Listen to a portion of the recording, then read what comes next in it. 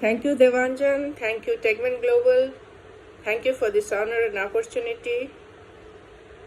I've been asked to talk about coronavirus or COVID-19 pandemic. It's a difficult subject indeed. We are passing through very, very trying times, and there is nothing we can do about it. Doctors and scientists are toiling very hard, and I'm sure we are soon going to hear the good news. But till then, we have to wait patiently and bear with the government and the organizations that are working for us. The entire world has taken a beating, and we must realize that our enemy is a very strong one. It sets its own rules and makes no discrimination. It attacks the young and the old alike, the rich and the poor alike, and it is merciless, ruthless. It simply attacks and kills, and we have absolutely nothing to do. We have to simply watch our loved ones dying. Therefore, we have to follow certain rules that are set out by the administration, like following hygiene and maintaining social distance. That is very, very important. On a personal level, I find is people, because the entire family is locked inside, what happens is in the family, a lot of fights are going on. Domestic violence has gone up and increased. There is a lot of fight about the division of labor. Men are not willing to participate because they are not used to doing any household chores. The women are equally averse to working because they are used to maid servants and caretakers running the errands for them. Children are not going to school, and it is difficult time for everybody. But instead of cribbing and complaining, I think the best way to handle this situation is to be contented, happy, and to divide the work within the family instead of venting out the frustration. I find a lot of people in the social media, they are mocking at the government, mimicking the Prime Minister, mimicking the Chief Minister, and making a mockery of the whole thing. I think this is a very, very bad taste. They have our interest in their minds. Whatever they are saying, they are not saying it for their interest. You better realize that. If you are feeling frustrated, that is your problem. But why should you? I've often heard you guys telling and complaining that you have had no time. You are so busy with your work that you have no time for your family, for your children. You wished you could. But now you have the time. Why don't you spend it by telling stories to your children, or playing a game of chess with them, or maybe bake a cake for your wife? That'll keep you happy. You can pursue your hobbies. You can sketch and paint and do whatever you feel like doing. But for God's sake, don't spread domestic violence. Molestations and rape cases are going up. Crime rates are going up. This is not what is expected of civilized citizens like us. Do you realize so many people have no jobs? They are not getting paid.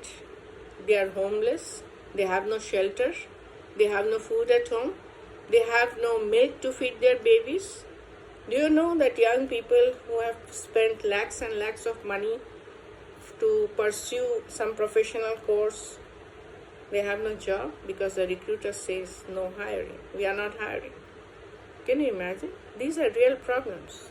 And of course, the coronavirus is a real problem. It's a big problem.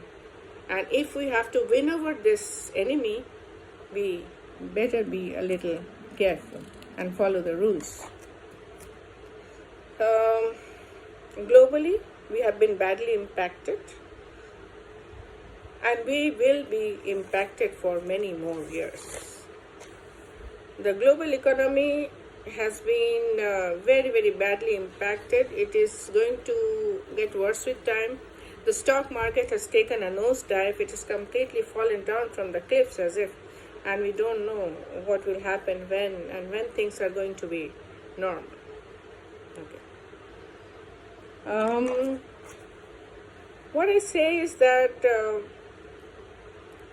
the only way to come out of this period of frustration and lockdown is to be self-contented. If you have nothing else to do, read a book, sing a song, meditate, pray, but don't misbehave within the family. One more suggestion I would like to say is, even after the lockdown is lifted, whenever it is, please don't think of arranging a big party or get together and rush to the malls and shops and do. I think you can do away with these frills for a little longer than this. Even after the lockdown is lifted, I think we should be self-restrained. We should stay at home as much as possible. And even when we are going out, we must maintain the disciplines that we are following at the moment, because the coronavirus is a dangerous enemy to deal with. It can strike any moment again.